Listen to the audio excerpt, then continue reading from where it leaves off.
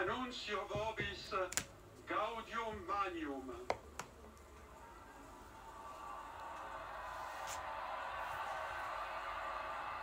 Habemus papam.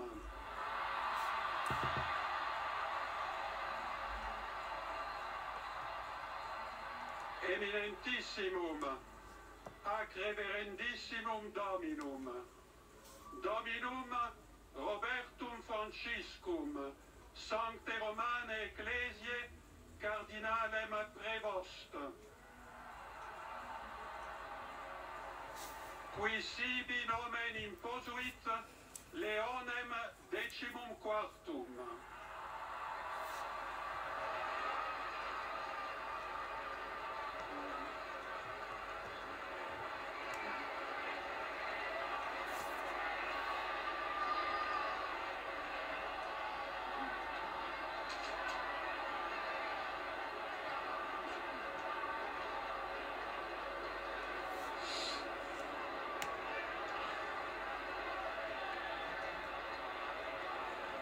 Et c'est un Américain, le cardinal Robert Francis Prévost, le préfet du Dicaster pour les évêques, qui a été créé par le pape François. C'était donc son premier conclave. On s'y attendait pas forcément. Il faisait partie des papes habiliés. Il faisait partie des papes habiliés. C'est un homme qui a un parcours remarquable. Alors que l'on voit les autres cardinaux électeurs qui sont rassemblés sur les loggias à côté. C'est un religieux d'abord, c'est un augustinien, donc un ordre de prière qui justement prône la question de l'amour au centre.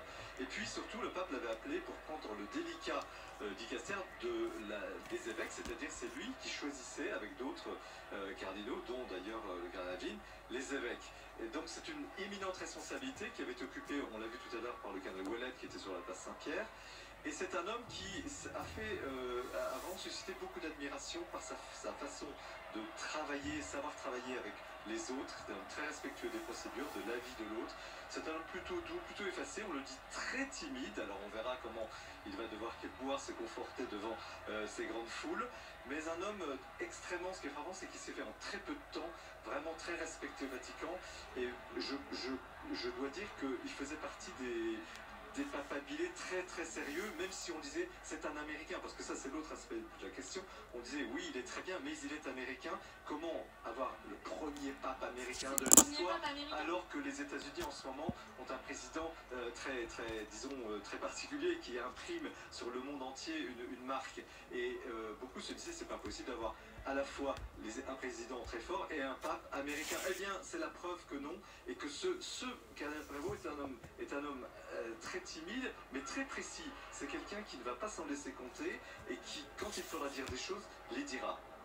Léon XIV comme nom de pape, voilà qu'il s'est choisi, on avait mal entendu. Léon XIV, donc le nouveau pape a été élu, c'est un Américain, c'est le premier pape américain à avoir été élu, je parle sous le contrôle de Jean-Marie. De mémoire, c'est évidemment, il faudrait vérifier, mais effectivement, c'est vraiment, de ce point de vue, une très grande surprise. L'homme, effectivement, était dans les listes de papes habiliés comme un candidat très sérieux, mais la nouveauté et la surprise, c'est que les cardinaux aient osé élire un pape made in USA, si je puis dire. Made in Chicago, pour être précis. Chicago, un religieux, un homme, vous allez le voir, très doux, très simple, un très beau sourire, qui va être peut-être en face de ce président Trump. En attendant, ne politisons pas trop l'élection, mais tout de même, c'est là que se situe la grande nouveauté.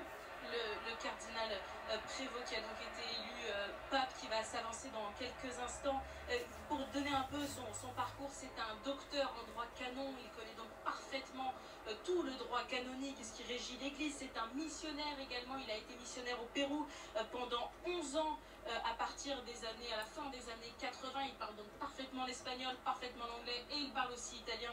Vu qu'il est membre de la curie, il a beaucoup exercé, il a exercé là depuis 2 ans au sein de la curie. On a dit c'est le préfet du dicaster pour les évêques, et il est aussi dans la continuité du pape François, notamment dans ce qu'il attend de ses missions ecclésiastiques, notamment dans ce qu'il attend des évêques, où il insiste pour que les évêques soient des pasteurs et ne soient pas des administrateurs. Et ça, le pape François, à plusieurs reprises, l'a demandé, que son église se remette au niveau de ses brebis, si je puis dire, d'avoir cette mission de pasteur. Et ça, pour le coup, le cardinal Prévost l'a aussi à cœur. Alors, très important, sa fonction, la nomination des évêques, montre que aussi le rôle de l'évêque va être remis au centre. C'était un des grands débats, peut-être un peu trop technique pour le dire maintenant, mais si vous voulez, il y avait des gens qui voulaient que la curie romaine reprenne un peu de pouvoir sur l'Église catholique alors que François l'avait délaissé.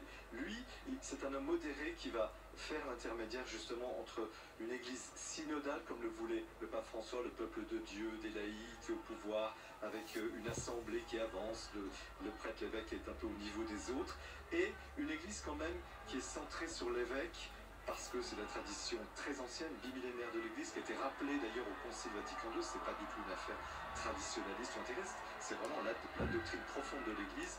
Et ce drapeau américain brandi, regardez. Le nouveau pape va être l'homme justement qui peut-être va réconcilier la structure centrale de l'Église qu'il connaît bien maintenant, puisqu'il y occupe une fonction éminente, c'est peut-être en ordre d'importance le 3e ou 4e au Vatican.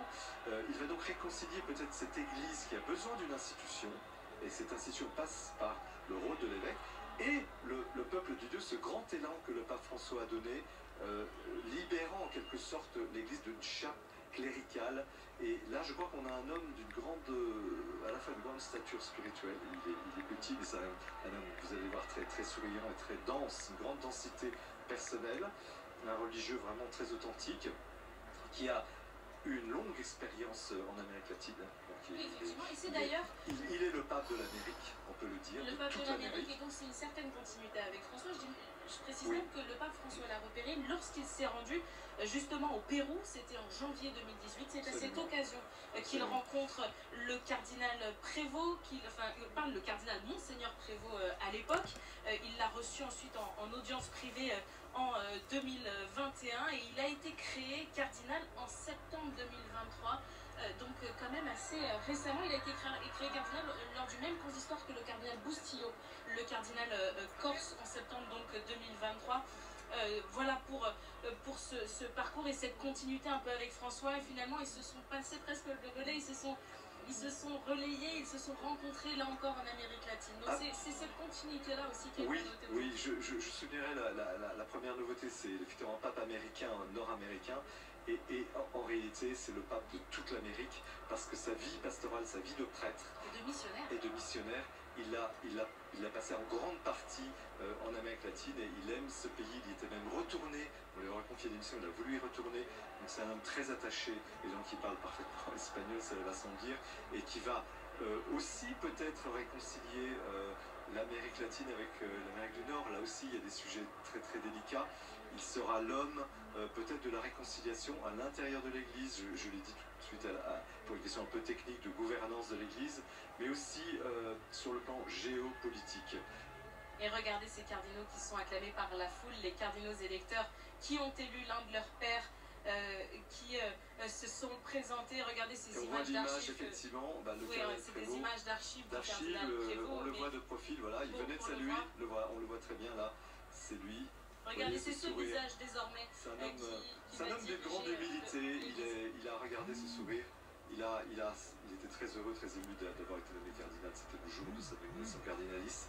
Mais on voit dans un homme intérieur qui ne se met pas en avant, c'est pas du tout le genre, qui là va devoir d'ailleurs dans quelques instants se mettre un peu en avant. Assumer le fait d'être le premier, le primus inter pares, et là effectivement on a une belle figure papale et qui va vraiment rénover aussi l'approche que François avait déjà beaucoup fait bouger ici au Vatican.